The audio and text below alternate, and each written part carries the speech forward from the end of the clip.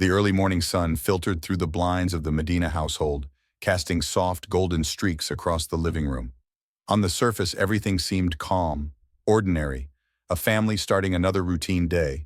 Derek Medina, seated at the dining table with a steaming cup of coffee, tapped away on his laptop.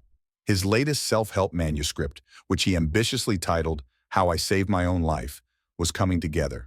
He paused, staring at the screen as if searching for inspiration, then quickly scribbled notes into a worn leather journal.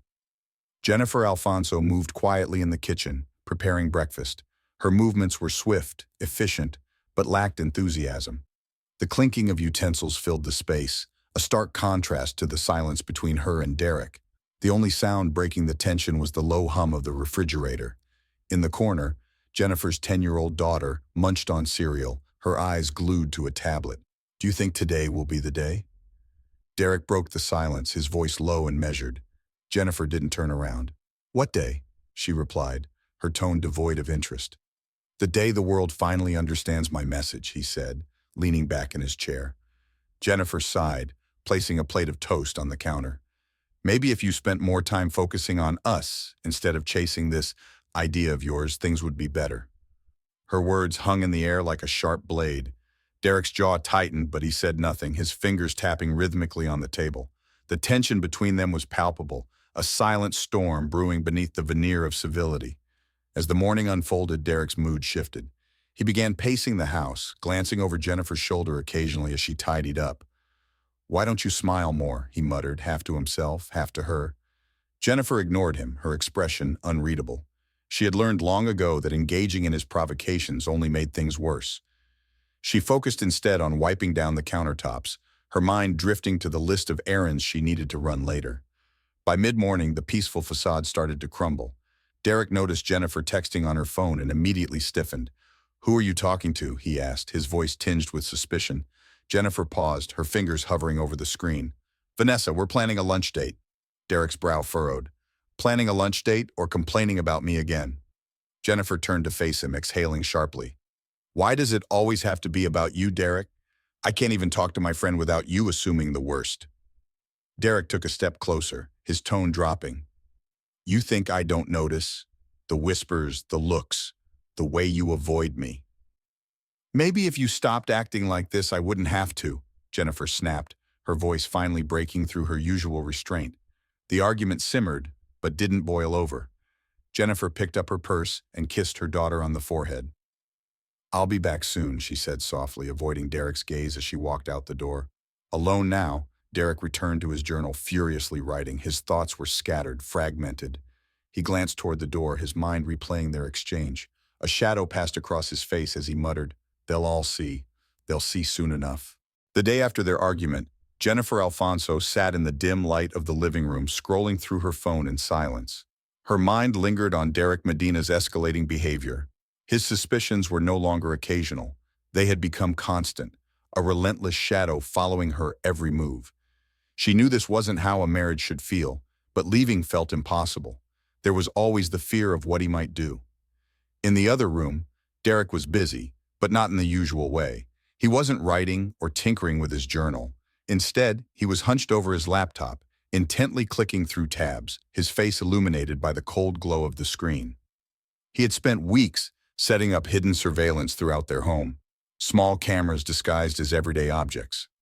Derek's paranoia was his driving force, feeding his need for control. Jennifer didn't know the extent of what Derek was doing, but she felt the weight of his presence everywhere. When she moved from one room to another, it was as if she were being watched. She couldn't shake the feeling that even her private moments weren't truly her own. Later that evening, Jennifer made plans to visit her friend Vanessa. It was a brief respite, a chance to confide in someone who wouldn't judge her for staying. She hesitated before leaving, glancing at Derek, who was now standing by the kitchen counter.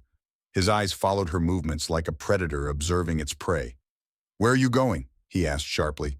"To see Vanessa," she replied, trying to keep her voice steady. Derek leaned forward, his knuckles gripping the counter. "Why do you need to talk to her so often? You know she doesn't like me, right? She's always putting ideas in your head." Jennifer sighed, her patience wearing thin. "Vanessa is my friend, Derek. She listens because you don't." The words cut like a knife. Derek's face darkened, his lips curling into a forced smile. Go ahead then. But remember, Jennifer, I always know what's going on. Jennifer left, but the unease followed her. She spent the next 2 hours at Vanessa's apartment, spilling the details of Derek's suffocating control. Vanessa listened intently, her expression shifting between concern and frustration. You have to get out, Jen, Vanessa said, gripping Jennifer's hand. This isn't just about control anymore. He's dangerous. Jennifer looked down, tears welling in her eyes. It's not that simple. He watches everything. He checks my phone, my emails. He even knows when I leave the house. Vanessa frowned. Have you ever thought about going to the police? Jennifer shook her head. What would I even tell them? He hasn't done anything yet, but it's like he's always waiting. The conversation stayed with Jennifer long after she returned home. Derek was sitting in the living room when she walked in, his journal open on his lap. His eyes flicked up to meet hers, and he closed the book with a deliberate thud. How was your little therapy session? He asked, his voice dripping with sarcasm. Jennifer ignored him, walking straight to the bedroom. She closed the door and leaned against it, her breath shaky. Her mind raced, replaying Vanessa's words. He's dangerous. As the days passed, Derek's control became more invasive. Jennifer found a camera tucked behind a bookshelf in the living room. Her heart pounded as she held the device in her hands. She wanted to confront him, to demand answers, but fear kept her silent. Instead, she placed it back where she found it, hoping he wouldn't notice. Derek, however, noticed everything. That night, he stood in the doorway of their bedroom, his silhouette dark against the dim hallway light. You've been touching my things, he said flatly. Jennifer froze, clutching the edge of the bed. What are you talking about? Derek stepped into the room, his voice calm but menacing. The camera. Don't act like you didn't see it. Jennifer's pulse quickened. Why would you do that, Derek? Why are you spying on me? Spying? Derek chuckled, though there was no humor in it. I'm protecting us. Don't you see? I'm the only one who can keep this family together. Jennifer didn't respond. She knew any argument would only escalate things further. As Derek left the room, his words lingered like an unspoken threat. You can't hide anything from me. In the silence that followed, Jennifer's mind swirled with fear and regret. This wasn't love. It was a cage, and Derek was the one holding the key. The sound of the front door closing behind Derek echoed through the quiet apartment. Jennifer Alfonso stood frozen in the kitchen, gripping her phone tightly. She had just sent a message to Vanessa. I need to talk. It's getting worse. Her heart pounded as she stared at the screen, waiting for a reply. Seconds stretched into minutes. Finally, Vanessa's response came. Come over, now. Jennifer didn't hesitate. She grabbed her keys and stepped out, glancing back at the apartment as if afraid Derek might appear out of nowhere. The air outside was warm and thick with humidity, but it felt lighter than the suffocating tension she left behind. Vanessa opened the door before Jennifer could even knock, her face etched with concern. What happened? She asked, ushering Jennifer inside. Jennifer sank onto the couch, her hands trembling. I found a camera, she said quietly. He's been watching me, recording me. Vanessa's eyes widened. What? Where? In the living room, behind the bookshelf, Jennifer replied, her voice cracking. I put it back because I didn't know what else to do. And then, last night, he knew. He knew I had found it. Vanessa sat down beside her, gripping her hands tightly. Jen, this is beyond control. This is dangerous. You need to leave. I can't just leave, Jennifer whispered, tears welling up in her eyes. He'll follow me. He always knows where I am. And my daughter, what if he tries to use her to get to me? Then you need to tell someone, the police, a lawyer, anyone who can help you get out safely, Vanessa urged, her tone firm but gentle. Jennifer wiped her eyes and looked at her friend. You don't understand. He's not just controlling, he's calculating. Every move I make, he's 2 steps ahead. Vanessa's voice softened. Jen, I'm scared for you. I can't just sit here and watch this happen. Jennifer nodded slowly. I'll think about it, I promise. But deep down, Jennifer knew thinking wouldn't change anything. She felt trapped, like a bird in a gilded cage. Her thoughts were interrupted by her phone buzzing. A message from Derek appeared on the screen. Where are you? Her hands shook as she typed back. At Vanessa's. I'll be home soon. Vanessa noticed the shift in Jennifer's demeanor and leaned forward. What did he say? Just asking where I am, Jennifer muttered, slipping her phone into her pocket. I should go before he gets suspicious. Vanessa stood and hugged her tightly. Please, Jen, be careful. And remember, I'm here for you." Jennifer drove home slowly, her mind racing. When she walked into the apartment, Derek was waiting for her, his arms crossed and his eyes cold. "You were gone a while," he said, his voice low. "I told you I was at Vanessa's," Jennifer replied evenly, forcing herself to meet his gaze. "And what did you talk about?" Derek asked, stepping closer. "Nothing important, just catching up," she lied, her heart pounding. Derek's eyes narrowed. "I hope you weren't talking about me." Jennifer felt a chill run down her spine. "Why would I?" For a moment, Derek said nothing, just studied her face. Then he stepped back and smiled, a smile that didn't reach his eyes. "Good. I wouldn't want our business becoming anyone else's." Jennifer exhaled shakily as Derek walked past her and into the bedroom. She leaned against the counter, her legs feeling like jelly. The walls of the apartment seemed to close in around her, suffocating her with the weight of her secrets and fears. That night, Jennifer lay in bed staring at the ceiling. Derek was already asleep beside her, his breath slow and steady. But Jennifer's mind was anything but calm. She thought about Vanessa's words, about the camera, about the countless times Derek had made her feel small, powerless. A flicker of resolve sparked within her. She couldn't live like this anymore. She had to find a way out, before it was too late. Jennifer Alfonso's fingers fumbled with the zipper of her suitcase as she hurriedly packed her clothes. The weight of the decision to leave pressed on her chest, but she knew she couldn't endure Derek's suffocating control any longer. She had spent the entire night awake replaying Vanessa's warnings in her mind. Each word etched itself into her thoughts. Dangerous, controlling, trapped. Her daughter was still asleep, her small frame curled up peacefully under a blanket. Jennifer glanced toward the door, hoping Derek hadn't woken up. The air felt thick with tension, every creak of the floorboards amplifying her fear. The doorknob rattled suddenly, and Jennifer froze. Derek entered, his face unreadable. His eyes immediately fell on the suitcase, half-packed and sitting open on the bed. "Going somewhere?" he asked, his voice sharp but calm.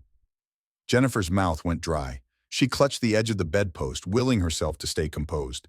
"I was just organizing some things," she replied, her tone forced. Derek stepped closer, his towering presence filling the room. "Don't lie to me, Jennifer. You're not good at it." She inhaled deeply, steadying her voice. "I need space, Derek. This isn't working. We both know that." His jaw tightened, and a bitter laugh escaped his lips. "Space? What does that even mean? You think running to Vanessa will fix everything?" Jennifer's hands trembled. "This isn't about Vanessa. It's about us. I can't live like this anymore." Derek's eyes darkened, and he slammed the suitcase shut with a deafening thud. "You're not going anywhere." The words hung heavy in the air, a warning wrapped in menace. Jennifer's heart raced as she tried to push past him, but Derek grabbed her arm, his grip firm. "You think you can just walk out on me? After everything I've done for you?" "Done for me?" she shot back, her voice rising. "You've controlled me, monitored me, made me feel like a prisoner in my own home." Derek's face twisted with anger. "You're being dramatic. All I've ever done is protect you." "Protect me? From what? From who, Derek?" Jennifer's voice cracked. "The only thing I need protection from is you." The room fell silent. Derek let go of her arm and took a step back, his breathing heavy.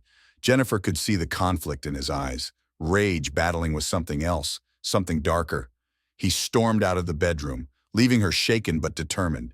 Jennifer quickly zipped up the suitcase and placed it by the door. She needed to leave before he had a chance to stop her again. As she reached for her phone to call Vanessa, Derek's voice echoed from the living room. "You think you're so clever," he said, loud enough for her to hear, "but you don't understand what you're throwing away." Jennifer didn't respond. She grabbed her daughter's overnight bag, quietly lifting her from the bed. The little girl stirred but didn't wake fully. Jennifer carried her to the door, her heart pounding with every step. She felt the weight of Derek's presence even without seeing him. As she opened the door, Derek appeared, blocking her path. His expression was eerily calm, but his eyes were filled with something cold, unrelenting. "If you leave now, Jennifer," he said quietly, "don't think for a second that I'll let you live your little fantasy." Jennifer stood her ground, her voice trembling but resolute. "I'm done living in fear, Derek." His hand clenched into a fist, but he didn't move. Jennifer stepped past him, her heart racing as she closed the door behind her. She hurried to her car, securing her daughter in the back seat before sliding into the driver's seat. Her hands shook as she gripped the steering wheel. Driving away, Jennifer felt a mix of relief and terror. She glanced at her daughter in the rearview mirror, tears blurring her vision. "It's going to be okay," she whispered, more to herself than to her daughter. "We're going to be okay." But deep down, Jennifer knew this wasn't the end. Derek wouldn't let her go that easily. The morning light crept through the blinds, painting soft lines across the kitchen counter. Jennifer Alfonso stood by the sink rinsing a cup, her mind racing with plans for the day. She had spent the night at Vanessa's, her daughter safely with family, but returning home felt inevitable. There was a certain weight in the air, an unspoken acknowledgement that Derek Medina wouldn't simply let things go. The sound of the front door clicking shut made Jennifer stiffen. Derek was back. She turned, wiping her hands on a towel as he entered the kitchen, his movements deliberate. His eyes locked onto her, studying her as though she were a puzzle he couldn't quite solve. "Did you sleep well?" he asked, his tone unnervingly casual. Jennifer hesitated. "Fine." Derek leaned against the counter, crossing his arms. "Funny, I didn't hear you come to bed." "I stayed at Vanessa's," she replied, keeping her voice steady. "I needed some time to think." His jaw tightened. "Think about what?" "About us," Jennifer said softly, meeting his gaze. "About everything." Derek's face darkened, and for a moment he said nothing. Then he straightened, walking past her to the fridge.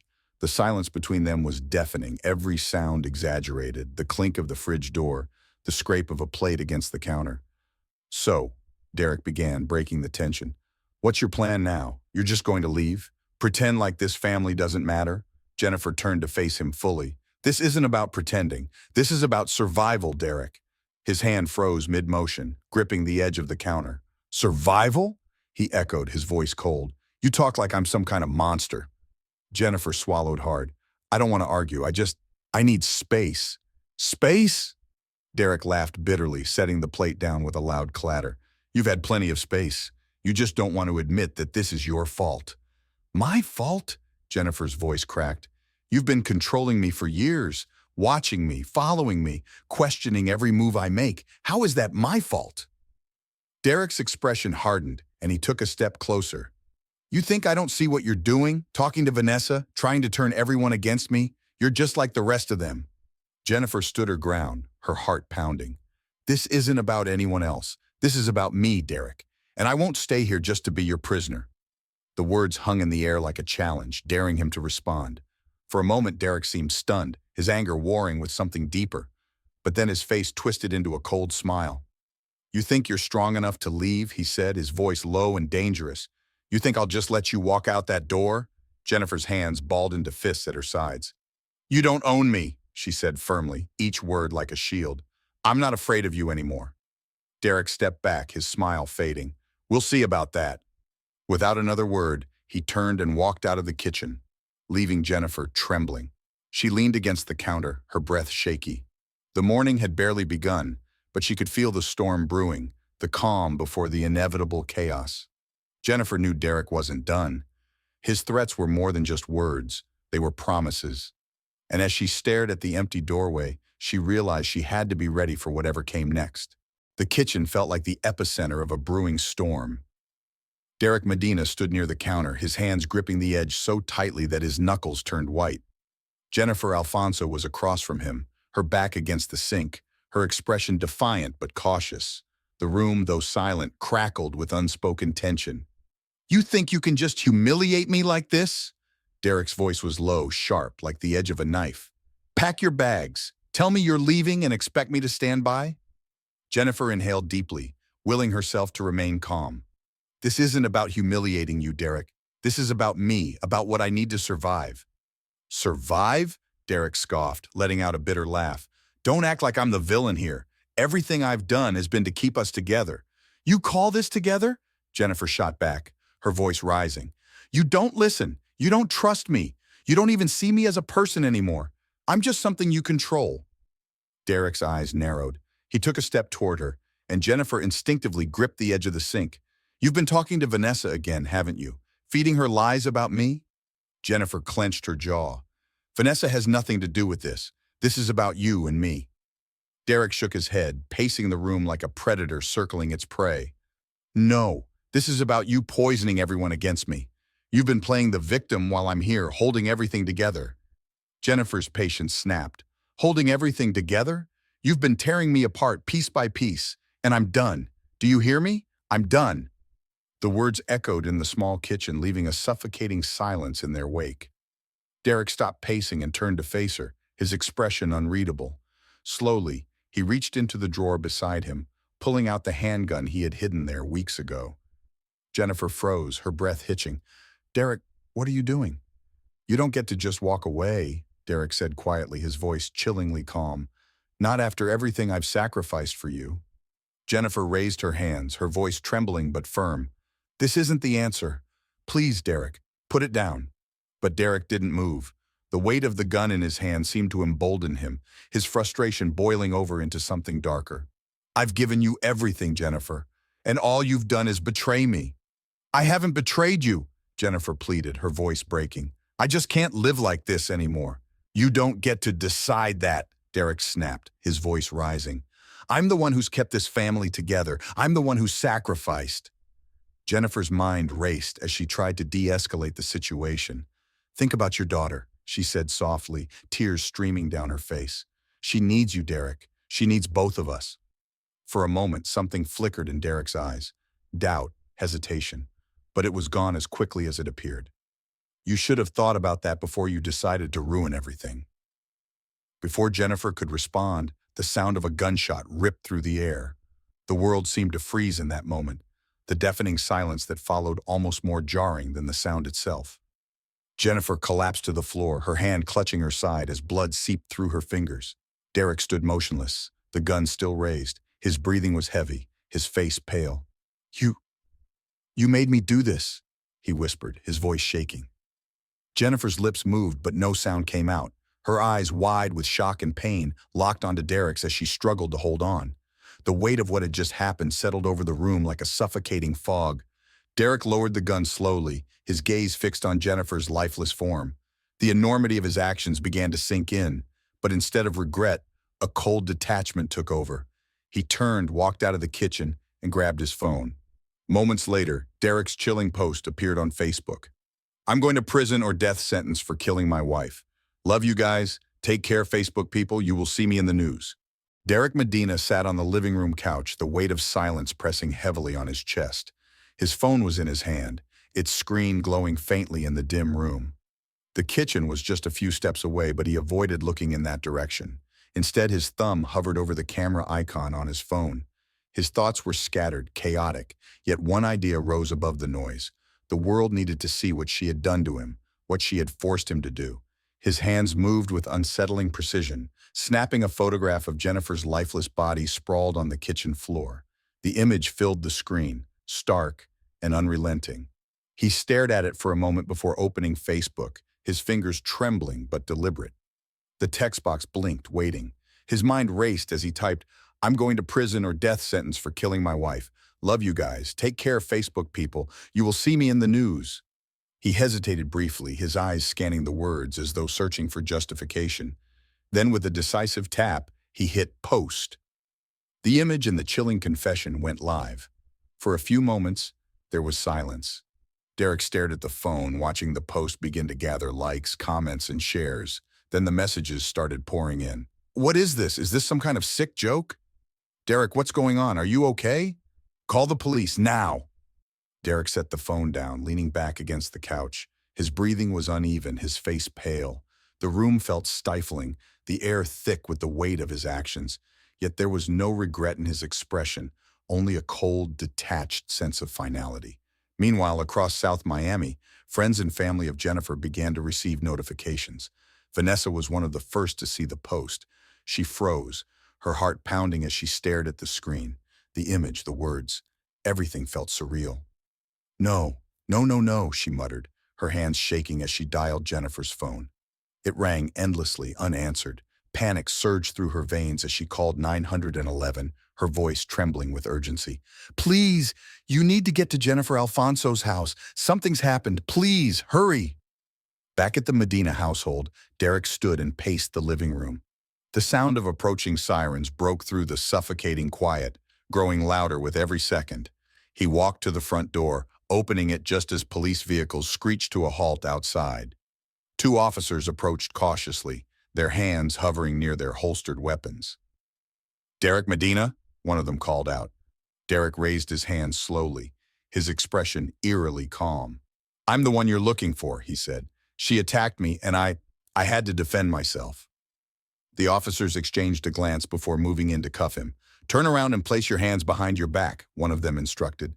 As the cold metal of the handcuffs clicked shut around his wrists, Derek glanced back at the house.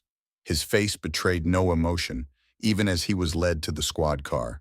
The flashing lights of the police vehicles illuminated the quiet neighborhood, a stark contrast to the dark tragedy unfolding within. Inside the house, investigators began their grim task. The photograph Derek had posted was a haunting roadmap to the scene, leading them to Jennifer's body in the kitchen. The blood, the overturned chair, the plate shattered on the floor, it all told a story of chaos, of fear, of violence. Word of the post spread like wildfire. News outlets picked up the story within hours, broadcasting the horrifying details to a stunned audience. Social media platforms buzzed with disbelief, outrage, and sorrow. How could someone do this? What kind of monster posts something like that? I can't believe this is real. As Derek sat in the back of the squad car, the magnitude of his actions rippled through the lives of everyone connected to him and Jennifer. The confession was public, the image indelible, the consequences inevitable. The interrogation room was cold and sterile, the fluorescent lights casting harsh shadows across Derek Medina's face. His hands, still cuffed, rested on the table as he stared at the detectives in front of him. His demeanor was unsettling, calm, composed, almost indifferent. Detective Laura Reyes, a seasoned investigator with years of experience handling violent crimes, sat across from him, her gaze unwavering. "Derek," she began, her voice steady, "you said this was self-defense. You claimed Jennifer attacked you first." "That's right," Derek replied, his tone measured. "She always had a temper. This time it got out of control." Detective Reyes didn't break eye contact. "Out of control enough for you to grab a gun?" Derek leaned back slightly, his expression unreadable. "I didn't have a choice. She was going to kill me." Outside the room, officers were combing through the Medina household, documenting every detail. In the kitchen, crime scene photographer James Carter captured the scene meticulously. The blood pooled near Jennifer's body, the shattered plate on the floor, the overturned chair. Each image was a piece of the puzzle, and collectively, they told a story that didn't align with Derek's account. In the living room, another team discovered something more sinister. Behind a row of books on the shelf was a small hidden camera, its lens pointed directly at the kitchen. Detective Reyes had been briefed on Derek's surveillance tendencies, but seeing the device in person was chilling. The camera's memory card was carefully removed and tagged as evidence, its contents a potential key to unlocking the truth. Meanwhile, Vanessa sat in a waiting area at the police station, her hands clasped tightly in her lap. She had been contacted earlier to provide a statement, but the weight of the situation was overwhelming. When her name was called, she stood, her legs trembling slightly, and followed the officer to a separate room. Vanessa's voice quivered as she recounted her last conversations with Jennifer. "She was scared," she said, tears streaming down her face. "She told me Derek had been following her, monitoring everything she did. She found cameras in the house." Detective Reyes leaned forward. "Did she ever mention feeling physically threatened?" Vanessa nodded. "Yes. She said she thought he was capable of hurting her if she tried to leave." Back in the interrogation room, Detective Reyes placed a file on the table, sliding it toward Derek. Inside were printouts of his Facebook post, photos of the crime scene, and a screenshot of texts Jennifer had sent to Vanessa, pleading for help. "These don't paint the picture of a man acting in self-defense," Reyes said, her voice firm. "They show a man who was controlling, manipulative, and premeditated." Derek's composure faltered for a brief moment, a flicker of irritation crossing his face. "You don't know what it was like," he said, his voice sharper now. "She pushed me to this." "Did she push you to post her picture online?" Reyes shot back. "To turn her death into a spectacle?" The room fell silent, the weight of Reyes's words hanging heavy. Derek's lips pressed into a thin line, but he didn't respond. As the investigation unfolded, more secrets began to emerge. A forensic sweep of Derek's laptop revealed a folder filled with detailed logs of Jennifer's activities, timestamps, locations, even saved text conversations. There were notes outlining scenarios where Jennifer might try to leave and how he would handle it. The evidence painted a chilling portrait of a man who sought control at all costs. The footage from the hidden camera added another layer to the story. Although the audio was muted, The video clearly showed Derek retrieving the gun from the drawer and pointing it at Jennifer. Her body language was defensive, her hands raised as she tried to calm him down. There was no sign of her attacking him first, no justification for his claim of self-defense. The revelations hit Vanessa the hardest. Sitting alone in her car after giving her statement, she wept, the weight of Jennifer's final moments pressing down on her. She replayed their conversations in her mind, wishing she had done more, pushed harder, found a way to save her friend. At the station, Detective Reyes closed the file and stood, looking down at Derek. "This wasn't self-defense," she said coldly. "This was murder, and we have the evidence to prove it." Derek said nothing, his eyes fixed on the table in front of him. The truth was unraveling, and with it, any illusion of innocence he had tried to maintain. The courtroom buzzed with subdued whispers as people filed into their seats, each one eager to witness the trial that had captivated the nation. Derek Medina sat at the defendant's table, his expression as stoic as ever. His lawyer, a sharp-looking man in a gray suit, leaned in, whispering final reassurances. Across the room, Jennifer Alfonso's family sat in somber silence, their grief palpable. Vanessa sat among them, her hands tightly clasped in her lap, her face drawn with exhaustion and sorrow. The judge entered, and the room fell silent. As the proceedings began, the prosecution wasted no time painting a vivid picture of the events leading up to Jennifer's tragic death. The lead prosecutor, a woman with a commanding presence, approached the jury with deliberate steps. "Ladies and gentlemen," she began, her voice steady, "this case is not about self-defense. This is about control, manipulation, and premeditated violence. Derek Medina didn't just kill Jennifer Alfonso, he orchestrated her death." She turned, pointing to the projection screen behind her. A chilling image appeared. The photograph Derek had posted on Facebook, Jennifer's lifeless body on the kitchen floor. Gasps rippled through the courtroom as jurors exchanged uneasy glances. "This is what Derek Medina thought the world needed to see," the prosecutor continued. "Not an act of desperation, but a message, a statement." Derek's lawyer stood, his expression calm. "Objection, Your Honor. The prosecution is speculating." The judge nodded. "Sustained? Stick to the facts, counselor." The prosecutor adjusted her stance. "The facts, Your Honor, are indisputable. Derek Medina's actions were calculated. He installed surveillance cameras, monitored Jennifer's every move, and planned for the moment she would try to leave. We have the evidence to prove it." One by one, the prosecution's witnesses took the stand. Vanessa was called first. She recounted Jennifer's fears, her trembling voice cracking under the weight of her testimony. "She told me she felt like a prisoner," Vanessa said, tears streaming down her face. "She found cameras in the house. She said Derek was always watching, always accusing her of things she hadn't done." Next, the lead detective presented the footage from the hidden camera in the living room. The video played on the screen, showing Derek retrieving the gun from the drawer and pointing it at Jennifer. The courtroom watched in stunned silence as the moments leading up to the shooting unfolded. "Does this look like a man acting in self-defense?" the prosecutor asked the jury. "Or does it look like someone who had already decided how this was going to end?" Derek's lawyer countered, attempting to shift the narrative. He painted Jennifer as volatile, suggesting that her alleged temper had pushed Derek to his breaking point. "My client acted in fear for his life," he argued. "Jennifer Alfonso was not the innocent victim the prosecution wants you to believe." The tension in the courtroom escalated as the defense called their own witnesses. Derek's demeanor on the stand was unnerving.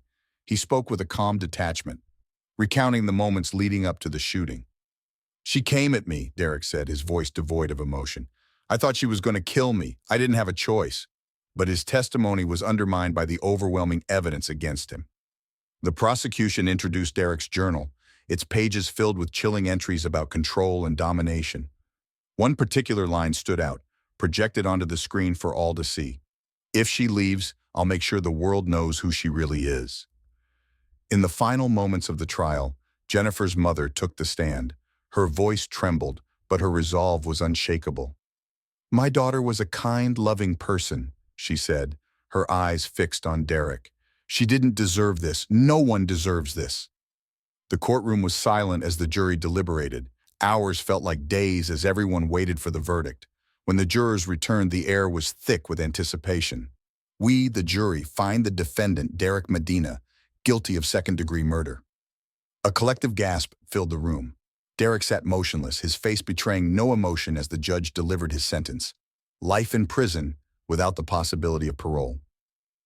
As the proceedings ended, Jennifer's family embraced, their tears a mixture of relief and sorrow. Vanessa stood beside them, silently vowing to keep Jennifer's memory alive. The courtroom was silent as the jury re-entered, their faces stoic but heavy with the weight of their decision. All eyes were on them, the anticipation almost suffocating. Jennifer Alfonso's family held hands tightly, their knuckles white from the pressure. Vanessa sat beside them, her heart pounding in her chest. On the other side of the room, Derek Medina sat motionless, his gaze fixed on the floor. The judge cleared his throat. "Ladies and gentlemen of the jury, have you reached a verdict?" The foreperson, a middle-aged woman with tired eyes, stood and nodded. "Yes, Your Honor." "Please hand the verdict to the bailiff." The room held its collective breath as the bailiff carried the slip of paper to the judge. He unfolded it carefully, his face giving away nothing. After a moment that felt like an eternity, the judge read aloud, "We, the jury, find the defendant, Derek Medina, guilty of second-degree murder." The words hung in the air, echoing through the courtroom like a final gavel strike. Jennifer's mother let out a sob, her face buried in her hands. Vanessa placed a comforting arm around her shoulders, tears streaming down her own face. Across the aisle, Derek remained eerily still, his expression unreadable. The judge turned to Derek, his tone firm. "Mr. Medina, you have been found guilty of second-degree murder. I hereby sentence you to life in prison without the possibility of parole." The room erupted into murmurs as Derek was led away in handcuffs. His face betrayed no emotion, but his shoulders seemed heavier, his steps slower. It was the end of the trial, but for those left behind, the scars would linger forever. Jennifer's family gathered outside the courthouse, surrounded by reporters and cameras. Her sister spoke through tears, her voice trembling but resolute. "Jennifer was a beautiful soul, a loving mother, and a light in our lives. Today's verdict brings some measure of justice, but it will never bring her back." Vanessa, standing slightly behind the family, watched the chaos unfold. Her mind was far away, replaying the last conversation she had with Jennifer. The guilt gnawed at her. What if she had done more? What if she had called the police sooner? But deep down, she knew the blame lay solely with Derek. Inside the courthouse, Detective Laura Reyes sat in a quiet corner, reviewing the case file one last time. The evidence had been overwhelming, the verdict inevitable, but the case still weighed heavily on her. She closed the file, exhaling slowly. Justice had been served, but it had come too late for Jennifer. That evening, as the sun set over South Miami, Jennifer's family gathered at her favorite park. They lit candles and shared stories, their voices blending with the sound of the breeze rustling through the trees. Jennifer's daughter sat quietly, clutching a photo of her mother. Though too young to fully understand the weight of what had happened, she seemed to grasp the loss in her own way. Vanessa knelt beside her, brushing a strand of hair from the little girl's face. "Your mom loved you so much," she said softly, "and she was so proud of you." The girl nodded, her eyes glistening with unshed tears. "I miss her." "We all do," Vanessa replied, her voice breaking. As the candles flickered in the growing darkness, Jennifer's sister stepped forward, holding a letter Jennifer had written but never sent. Her voice cracked as she read aloud, "If anything ever happens to me, know that I tried. Know that I love my daughter more than anything, and know that I wanted to be free." The words pierced through the crowd, leaving a profound silence in their wake. Jennifer's legacy was now more than just a memory. It was a call to action, a reminder of the importance of recognizing the signs of abuse and taking steps to intervene. As the vigil ended, Vanessa looked up at the sky, the stars just beginning to appear. She whispered a promise to Jennifer. "I'll make sure your story isn't forgotten." The world didn't stop after the verdict, though for those closest to Jennifer Alfonso, it felt as if it had. In the days following Derek Medina's sentencing, the aftermath of his actions rippled far beyond the courtroom. Jennifer's family, fractured by grief, began the long, painful process of healing. For Vanessa, the weight of her loss transformed into a burning resolve to make sure Jennifer's story wasn't just another headline forgotten over time. Jennifer's daughter, now living with her grandparents, struggled to adjust to a world without her mother. At just 10 years old, the realities of the tragedy were more than she could fully comprehend. Yet the silence in their once lively home and the absence of her mother's laugh told her more than words ever could. Vanessa visited the little girl often, bringing small gifts and sharing stories of Jennifer. "Your mom was the bravest person I knew," she would say, trying to offer comfort. But in quiet moments, Vanessa's thoughts often turned to regret, wishing she had pushed Jennifer harder to leave sooner, to escape before it was too late. Meanwhile, Derek's name became synonymous with infamy. News outlets dissected the case, analyzing every detail, from the chilling Facebook post to the disturbing evidence of his obsessive behavior. Social media buzzed with debates about his character, his motives, and the warning signs that had gone unheeded. At the same time, a deeper conversation began to emerge about domestic violence and the systems that failed Jennifer. Advocacy groups seized on the story, using it to shine a spotlight on the often hidden dangers of controlling relationships. Jennifer's Law was proposed by a state legislator, aiming to increase protections for victims of coercive control and psychological abuse. Despite the public outcry, Derek himself remained unrepentant. From his prison cell, he granted a single interview to a local news station. "I did what I had to do," he said, his voice devoid of remorse. "No one understands what it was like to live with her." The comment sparked a fresh wave of outrage. Vanessa, watching the interview, clenched her fists in anger. "He's still controlling the narrative," she muttered to herself. But she refused to let him define Jennifer's legacy. Detective Laura Reyes, too, couldn't shake the case. Late nights were spent poring over files, questioning every detail, every decision. She often thought about the surveillance footage, the way Jennifer raised her hands, trying to calm Derek in those final moments. It was a haunting image that stayed with her, a stark reminder of the consequences of unchecked control. The community, however, rallied around Jennifer's family. Vigils were held in her honor, with hundreds gathering to remember her as more than a victim. Candles lined the streets, their flames flickering against the night sky, as people shared stories of Jennifer's kindness and strength. Vanessa spoke at one of these vigils, her voice strong despite the tears threatening to fall. "Jennifer's life was taken by someone who claimed to love her," she said. "But love doesn't look like control. It doesn't look like fear. If you or someone you know feels trapped, please reach out, don't wait." Her words resonated, sparking a surge of calls to local shelters and crisis lines. Jennifer's story had become a painful but powerful catalyst for change, inspiring others to break free from toxic relationships. In the weeks that followed, Vanessa began working with a local organization to create a resource center for domestic violence survivors, naming it Jennifer's Haven. The center provided counseling, legal support, and a safe space for those seeking to rebuild their lives. It became a living tribute to Jennifer, a reminder that her story, while tragic, could help save others. One evening, Vanessa visited Jennifer's gravesite. The air was cool, the setting sun casting long shadows over the headstone. She knelt, placing a small bouquet of lilies at the base. "We're making a difference," she whispered. "You're making a difference."